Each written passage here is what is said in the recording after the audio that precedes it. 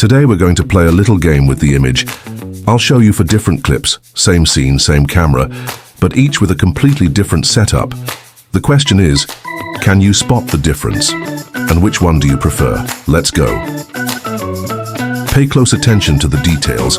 Look at the highlights, the shadows, and how the colors feel. Each version tells its own story, but which one looks best to you?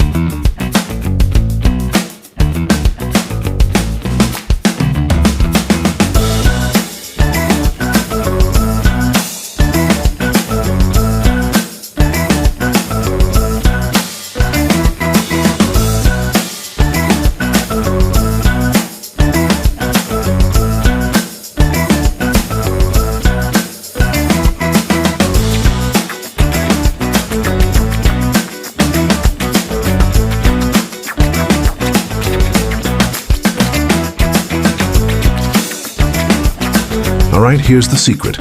Clip 1 was shot in standard mode. Clip 2 used the wide lens mod. Clip 3 had an ND16 filter. And finally, Clip 4 was standard with EV set to 1.0. So which one did you prefer? Let me know in the comments, and if you want more tests like this, don't forget to subscribe.